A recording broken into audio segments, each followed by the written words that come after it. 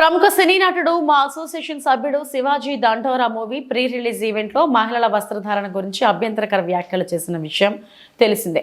ఈ వ్యాఖ్యలపై తెలంగాణ మహిళా కమిషనర్ తీవ్ర ఆగ్రహం వ్యక్తం చేయడంతో పాటు నోటీసులు కూడా జారీ చేసింది. ఈ నేపథ్యంలో తాను చేసిన వ్యాఖ్యలకు గాను హృదయపూర్వకంగా క్షమాపణలు చెబుతున్నానని అన్నారు. ఈ మేరకు ఇవాళ ఓ ప్రకటన విడుదల చేశారు. శివాజీ తాను మాట్లాడిన మాటలు మహిళలు అందరి గురించి కాదని స్పష్టం చేశారు. మూవీ హీరోయిన్స్ బయటకు వెళ్ళినప్పుడు నిండుగా బట్టలు ధరించి వెళ్లాలని సూచించారని అన్నారు. అలా వెళ్తే తమకు ఇబ్బంది ఉండదేమోననే కోణంలోనే మాట్లాడని తప్ప వేరే ఎవరిని అవమానించపరచాలని తాను మాట్లాడలేదని చెప్పుకొచ్చారు. తాను మాట్లాడిన సందర్భంలో 2 అన్పార్లమెంటరీ వర్డ్స్ వచ్చాయని వాటికి సిన్సియర్ గా క్షమాపణలు చెబుతున్నానని పేర్కొన్నారు శివాజీ. మొన్న మా దండోరా ఈవెంట్లో ప్రీ రిలీజ్ ఈవెంట్లో నా స్పీచ్లో దొర్లిన అన్పార్లమెంటరీ వర్డ్స్ ఒక 2 పదాలకి నేను సిన్సియర్ అపాలజీస్ చెప్తున్నాను. ఆల్రెడీ చెప్పాను. మరీ ముఖ్యంగా ఈ అపాలజీస్ నేను చెప్పాల్సిన వ్యక్తులు ఎవరంటే ఆ రోజు ఆ స్టేజీ మీద ఉన్న నా తోటి నటీనటులకు, ఆడబిడ్డలకు చెప్పాలి. ఫస్ట్ ఆ పదాలు దొరలకూడదు. నా జీవితంలో ఎప్పుడు దొరలలా. అలాగా 30 సంవత్సరాలైంది ఇక్కడికి వచ్చి. నేను అన్ని సంవత్సరాలు పాలిటిక్స్లో ఉన్నా ఏ రోజు కూడా ఒక చిన్న మాట జగన్ గారినైనా, లేదంటే ఏ మహిళనైనా, లేదంటే ఏ పార్టీనైనా నా హద్దు దాటి మాట్లాడలా.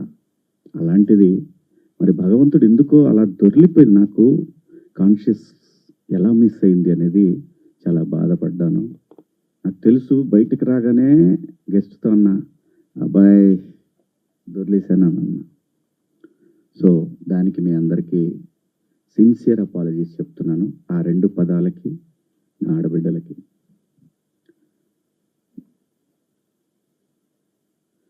ఇక నేను ఇచ్చిన స్టేట్మెంట్కి మాత్రం కట్టుబడే ఉన్నాను. దాంట్లో ఎవరికి భయపడేదే లేదు. ఆ 2 పదాలు మాత్రం unparliamentary. From my soul I regret. అవి మాట్లాడటం తప్పు. Apologies very clear.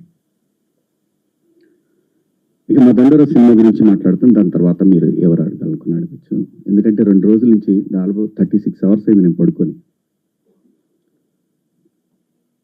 2 రోజుల నుంచి నేను ఈ ప్రమోషన్స్లో నేను పార్టిసిపేట్ చేయలేకపోయాను. ఓ ప్రొడ్యూసర్ నమ్మి మన మీద సినిమా ఇచ్చి ఖర్చు పెట్టాడు, రాలేకపోయాను. అంటే నాలోనే అంతర్మదనం. ఎందుకు ఇలా జరిగింది?